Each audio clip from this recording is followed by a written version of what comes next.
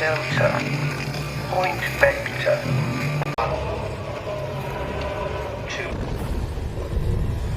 Halo pecinta film, selamat datang di Studio Mini. Terima kasih telah mampir. Mimin doakan kalian bahagia selalu ya. Kali ini Mimin akan menceritakan alur cerita film The Cellar. Film ini menceritakan sebuah keluarga yang baru pindah ke rumah baru. Rumah itu menyimpan banyak misteri yang bisa membuat penghuninya tiba-tiba menghilang. Baiklah, daripada penasaran, mari langsung saja kita simak alur ceritanya.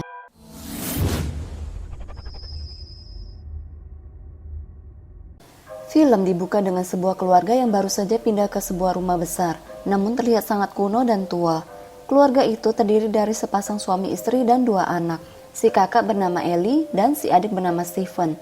Rumah yang dibeli ini sudah berikut interior yang lengkap, diantaranya ada lukisan tua dan hiasan rumah lainnya. Ellie adalah satu-satunya orang yang paling tidak senang dengan kepindahan keluarganya, ditambah dengan rumah dan perabot tua yang ada di sana. Mereka mengecek ruangan satu persatu. Ada sebuah ruangan yang menarik perhatian mereka. Ruangan tersebut adalah ruangan bawah tanah. Saat melihat-lihat, ada barang yang menarik perhatian Ellie sampai-sampai dia tidak sadar yang lain sudah keluar dari ruangan tersebut.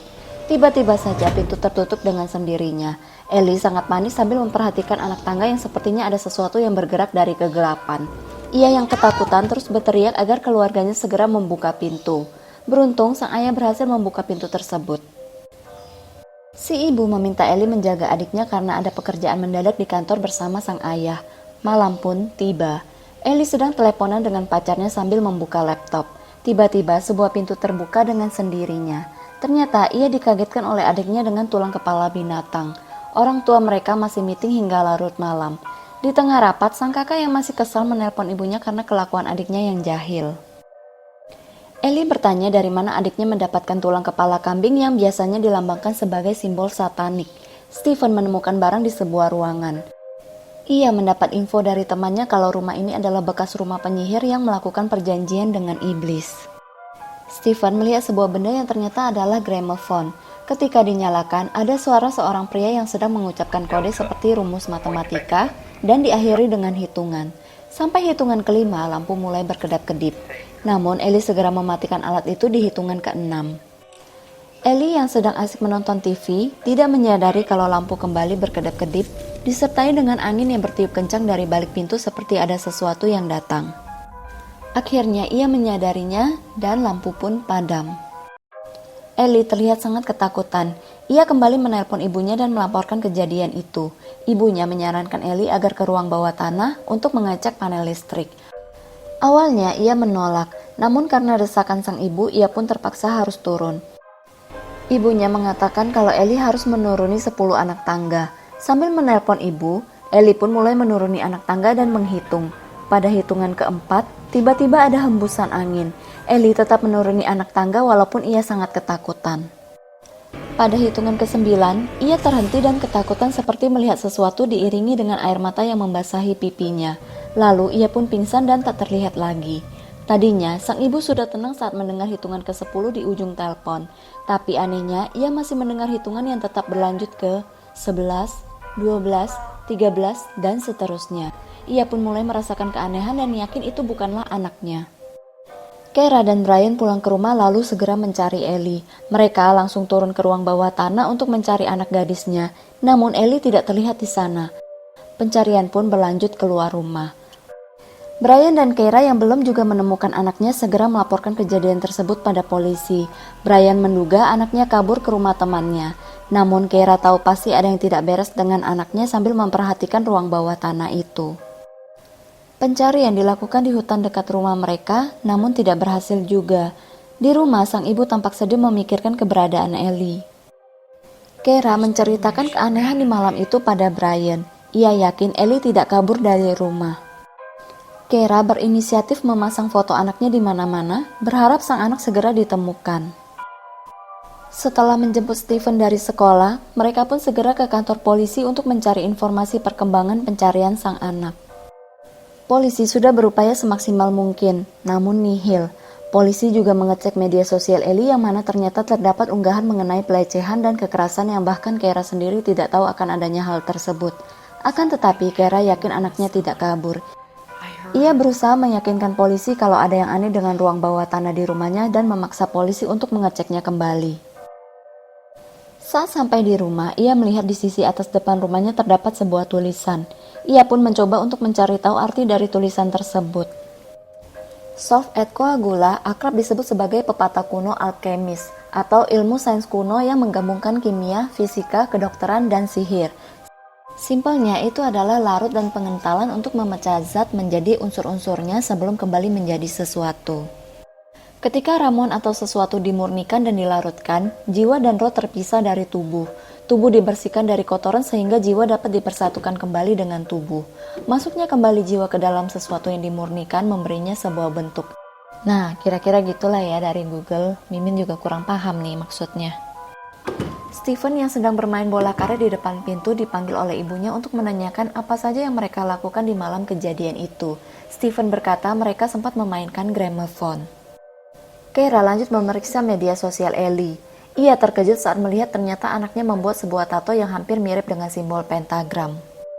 Keira yang masih penasaran pun berniat untuk turun ke ruang bawah tanah sambil membawa lampu UV. Di atas pintu itu terpahat sebuah bentuk pentagon. Ia melihat di setiap anak tangga ada angka Romawi yang terpahat dan juga ada sesuatu seperti sebuah rumus. Saat ia menyalakan lampu UV-nya kembali, ia terkejut melihat banyaknya gambar-gambar seperti tengkorak. Melihat hal tersebut, mereka pun memanggil petugas kepolisian. Saat seorang petugas menutup pintu, bola yang pernah dimainkan oleh Stephen masuk ke dalam ruang bawah tanah. Polisi menjelaskan gambar di tembok merupakan cat dari tumbuhan, di mana klorofil akan tampak merah di bawah sinar UV. Hal itu sudah digunakan sejak 50 tahun yang lalu. Si ayah mengatakan mereka membeli rumah itu dari lelang, sehingga mereka tidak tahu sejarah dari rumah tersebut.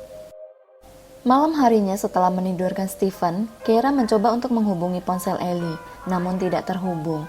Di tengah keheningan, Keira mendengar ada suara orang menghitung.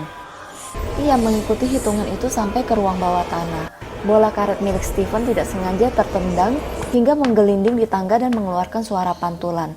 Anehnya, suara pantulan itu tidak berhenti seolah-olah tangganya panjang menuju ke bawah. Keira yang terheran-heran pun langsung menyalakan lampu. Ketika lampunya nyala, seketika suara pantulan itu pun terhenti. Ia turun ke bawah dan memperhatikan simbol yang ada di lantai. Pagi menjelang dan Keira pun masih memperhatikan simbol-simbol di sekeliling rumahnya. Ia tidak tidur semalaman. Brian menghampirinya. Keira memberitahukan bahwa simbol yang ada di ruang bawah tanah itu seperti persamaan matematika. Keira menelpon pusat lelang tempat ia membeli rumah ini. Ia ingin tahu siapa pemilik rumah ini sebelumnya. Diinfokan pemilik rumah ini sebelumnya adalah seorang wanita, anak dari seorang akademisi terkenal. Keira juga mencari kontak pemilik rumah itu. Simbol-simbol yang ada di rumahnya difoto dan diberikan kepada teman sekantornya untuk dicari tahu arti dari simbol-simbol tersebut. Setelah dicari tahu, ternyata simbol itu adalah huruf Ibrani dan ketika diurutkan satu persatu maka akan terangkai kata Leviathan yang merupakan sebuah makhluk laut dalam mitologi Yahudi. Keira mencari tahu apa itu Leviathan. Leviathan merupakan makhluk mitologi Yahudi berbentuk ular. Di artikel itu tertulis ular dari jurang maut atau neraka. Keira yang penasaran dengan gramofonnya mencoba memainkan alat tersebut. Begitu berbunyi, alat tersebut langsung menghipnotis anaknya yang sedang main PS. Stephen menghitung 1, 2, 3, mengikuti hitungan dari gramofon ini. Stephen tidak sadar sambil jalan menuju ruangan yang tiba-tiba terbuka sendiri. Keira yang tersadar karena mendengar suara Stephen pun langsung mematikan gramofon itu dan menghampiri Stephen yang masih terhipnotis. Ketika dipanggil oleh ibunya, Stephen tersadar dan kebingungan. Saat kembali ke ruangannya, ia melihat ada foto yang terpajang dengan nama John Peterson. Begitu dicari tahu, terkuak kalau dia adalah seorang ahli fisika. Di artikel tertulis ia dan keluarganya menghilang secara misterius di sebuah rumah, yaitu rumah yang sama dengan yang mereka tempati saat ini. Tiba-tiba, angin dari ruang bawah tanah berhembus masuk melalui celah pintu dan terbuka dengan sendirinya, disertai lampu yang berkedap-kedip. Entitas itu mendatangi Keira di kamarnya. Lampu kamar tiba-tiba padam. Dalam keadaan rumah yang gelap gulita, Keira mendengar suara anaknya memanggil dirinya. Setelah dicari, suara itu terdengar dari balik pintu ruang bawah tanah. Ia kesulitan membuka pintu itu karena kunci yang tergantung di atas pintu hilang. Stephen terus memanggil ibunya. Keira mencoba mengintip dari lubang kunci, dan ia sangat terkejut karena ternyata di balik pintu ada mata besar yang mengintipnya. Kira semakin terkejut karena ternyata Stephen memanggilnya dari belakang. Stephen bilang ia tertidur di ruang mainan. Lalu siapakah sosok di balik pintu? Mereka berdua lalu melihat pintu itu terbuka sendiri. Tiba-tiba lampu pun menyala. Kira yang penasaran pun mengecek ke dalam ruang bawah tanah. Ia seakan merasakan sesuatu. Namun tiba-tiba pintunya tertutup sendiri. Karena kaget HP-nya malah jatuh ke tangga lalu lenyap begitu saja. Ia yang terjebak lalu meminta tolong Stephen untuk membukakan pintu. Tapi si anak kesulitan membukanya. Kira semakin panik ketika mendengar suara seperti suara makhluk yang sedang menggeram. Ia sudah mulai pasrah dengan keadaan itu. Beruntung Brian telah sampai di rumah dan pintu tersebut berhasil dibuka. Kira terus bercerita kalau ada yang salah dengan ruang bawah tanah di rumah itu. Ia yakin HP-nya yang jatuh di sana menghilang, bahkan semua anggota keluarga yang sebelumnya menempati rumah ini juga menghilang secara misterius, kecuali anak gadis keluarga itu. Brian masih belum percaya. Ia pun turun ke ruangan itu untuk mencari HP sang istri. Alih-alih menemukan HP istrinya, ia malah melihat ada segumpal rambut di lantai. Saat itu ada sebuah bayangan hitam yang melewatinya. Keesokan harinya, Keira menemui Profesor Remy sambil menunjukkan secari kertas bertuliskan simbol-simbol matematika yang ia salin dari ukiran di lantai dasar ruang bawah tanah di rumah mereka. Sepertinya itu adalah rumus matematika milik John Patterson.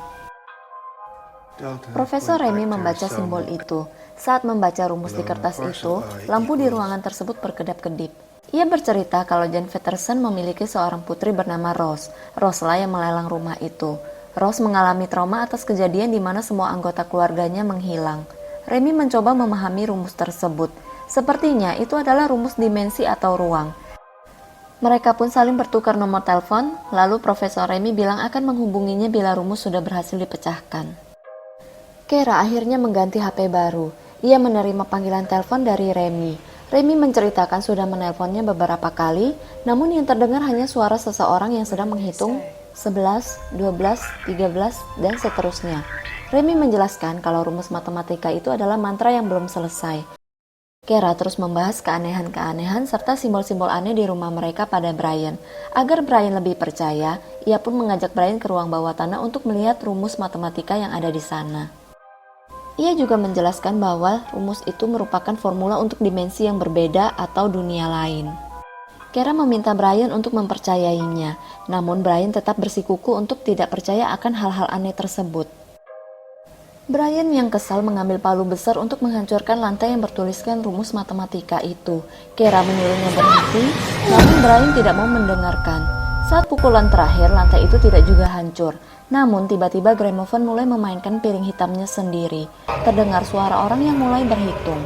Saat itu Stephen yang sedang sendirian di ruangan tiba-tiba melihat Ellie yang sedang menghitung. Stephen terkejut dan berteriak memanggil ibunya. Setelah ibu dan ayahnya datang, bayangan Ellie pun sudah menghilang. Tapi ayahnya malah menemukan HP milik Ellie di sana. Setelah mendapat info soal keberadaan Rose, Kira pergi menemui putri John Patterson itu di sebuah panti jompo. Rose tampak sudah tua dan agak pendiam seakan masih trauma dengan kejadian masa lalunya. Kira bertanya mengenai John Patterson dan berharap Rose membantunya memberikan petunjuk agar ia bisa menyelamatkan putrinya Ellie. Rose kemudian menuliskan sebuah kata yaitu Leviathan. Leviathan adalah salah satu dari 7 pangeran neraka yang diundang oleh John Patterson. Tapi ia juga berkata bahwa Leviathan bukan nama dari iblis itu. Ayahnya ingin menyelamatkan nyawa kakak Rose yang sakit parah karena semua obat sudah dicoba, tapi tidak berhasil. Makanya sang ayah mencoba cara spiritual itu dengan mengundang si Leviathan ini. Rose berkata Ellie tidak hanya berada di ruang bawah tanah, namun di seluruh bagian rumah itu. Kira terkejut dan bingung dengan perkataan tersebut. Di perjalanan pulang dari tempat Rose, Kira menghubungi Remy. Setelah telepon diangkat, terdengar suara hitungan-hitungan lagi. Sepertinya Remy mulai terhipnotis. Sementara itu di rumah, Brian yang mulai percaya dengan istrinya setelah menemukan HP Ellie di ruangan itu, ia pun mencoba merangkai simbol-simbol yang ada di rumahnya. Saat Keira sampai di rumah, Brian menunjukkan simbol yang ia rangkai dan ternyata itu adalah pentagram. Saat mereka mencari di Google dengan mengetik pentagram Leviathan, yang muncul adalah artikel mengenai Baphomet. Simbol-simbol yang ada di rumah mereka ternyata berasal dari pentagram yang bergambar Baphomet di tengahnya. Baphomet adalah iblis yang disembah oleh para okultis dan satria Templar. Baphomet adalah iblis kuno penjaga gerbang atau tentara neraka. Jari dalam gambar Baphomet sama seperti lukisan John Patterson yang juga menunjukkan jari yang sama. Sedangkan di lengannya terdapat tulisan Soft and Cold Gula, sama seperti tulisan yang berada di depan rumahnya. Kera menyimpulkan jika rumah itu telah dirancang sedemikian rupa untuk memuja Baphomet. John Patterson merekam mantra ke dalam gramophone untuk membantu Baphomet, yang mana jika gramophone dimainkan, siapapun akan terhipnotis menghitung angka-angka dan akan dibawa pergi oleh Baphomet ke dimensinya. Stephen sedang memainkan drone-nya, namun drone tersebut tiba-tiba tidak berfungsi. Akan tetapi ketika dihampiri, drone-nya malah terbang sendiri ke dalam ruang bawah tanah. Stephen berniat mengambilnya. Ketika sampai di depan pintu, Stephen malah terhipnotis gara-gara ibunya memutar gramophone di hadapan suaminya. Stephen yang seperti terhipnotis menuruni anak tangga satu persatu mengikuti suara gramophone. Hingga hitungan ke-9, Stephen tampak pingsan. Namun tiba-tiba ia tersadar dan terus memperhatikan drone-nya. Lampu di rumah mereka kedap-kedip lagi. Tiba-tiba angin bertiup kencang menerpa Kera dan Brian. Saat itu mereka pun panik karena mendengar teriakan suara Stephen. Ketika sampai, Stephen sudah menghilang. Yang terlihat hanyalah drone yang tergeletak di lantai. Mereka mencoba mencari anaknya ke semua sisi ruangan di dalam rumah itu. Di dalam keheningan, tiba-tiba bola karet yang sebelumnya ada di ruang bawah tanah, sekarang malah jatuh dari lantai 2. Samar-samar ada suara hitungan 41, 42, 43, dan seterusnya. Setelah dicek, ternyata suara itu adalah suara Stephen yang sedang menghitung. Kera segera membawanya keluar. Setelah sadar, Stephen merasa kehausan dan meminta air minum kepada ibunya. Sang ayah segera ke belakang untuk mengambilkan air minum itu. Kera yang merasa badan Stephen sangat panas kemudian membuka bajunya. Si ibu sangat kaget melihat ada simbol pentagram di dada Stephen. Ibunya malah bertanya apakah Stephen melihat kakaknya Ellie, namun Stephen menjawab tidak tahu. Sesaat kemudian Stephen bilang ia mengingat sesuatu. Sambil tersenyum, ia berkata, "Aku mengendarai bintang, 7 kepala, 10 tanduk." Tiba-tiba badan Stephen mulai terangkat. Ia lalu menghitung mundur, 49, 48, 47, dan seterusnya. Kera yang panik lari ke belakang memanggil suaminya. Tapi ia malah melihat suaminya juga seperti tidak sadar sambil menghitung angka-angka. Kera mendengar suara auman disertai angin kencang yang menerpanya. Ia segera menutup pintu dan berusaha menyadarkan Brian. Namun Brian tetap menghitung mundur. Sampai hitungan ke-1, Brian mengatakan, "Ia di sini." Kera yang ketakutan berusaha lari, namun tiba-tiba pintu digedor sangat kencang dan terbuka. Dari ruangan itu terdengar suara auman dan hentakan kaki binatang melangkah. Kera segera bersembunyi di kolong meja. Semakin lama suara langkah semakin kencang, lalu berhenti. Tapi begitu berbalik badan, Baphomet sudah berdiri tegak di depannya dan ingin menangkapnya. Beruntung Kera berhasil kabur. Ia lalu menuju ke ruang bawah tanah berharap bisa menemukan Ellie. Tangga rubana tidak lagi 10, namun menjadi sangat panjang. Di ujung tangga ada pintu dan ia bersembunyi di balik pintu itu. Setelah aman, si ibu kembali berjalan menelusuri lorong. Di ujung lorong itulah ia malah menemukan banyak sekali manusia yang tertunduk, berjalan sambil menghitung. Mereka berjalan seolah-olah tanpa tujuan. Kera mencoba mencari Ellie, namun karena begitu banyak manusia di sana, ia kesulitan mencarinya. Saat hampir pasrah, ia melihat tato berbentuk bintang di kaki seseorang dan yakin itu adalah Ellie. Kera pun mencoba membawanya kembali ke dalam rumah. Baphomet kembali mengejar mereka, tapi mereka berdua berhasil keluar dari ruang bawah tanah itu. Pintunya berhasil dikunci oleh si ibu. Ellie yang tersadar tiba-tiba menangis. Kera berusaha menyadarkan suaminya dan memanggil Stephen agar segera pergi dari rumah itu. Ketika akan keluar dari rumah terkutuk itu, ia terkejut saat melihat pintu itu menuju anak tangga seakan-akan mereka tidak bisa kemana-mana. Ellie, Stephen, dan suaminya tidak benar-benar sadar. Mereka kembali terhipnotis sambil menghitung. Ternyata seperti inilah kejadian di mana keluarga sebelumnya menghilang secara misterius. Semuanya dibawa menuju dimensi lain oleh Baphomet. Siapapun yang mendengar mantra itu akan menjadi korban Baphomet, dan film pun usai. Terima kasih telah menonton. Jika ada salah kata-kata dalam penamaan tokoh dan tempat, serta kesimpulan akhir, mohon dimaafkan ya. Sekian alur cerita film The Seller. See you on the next video. Ciao!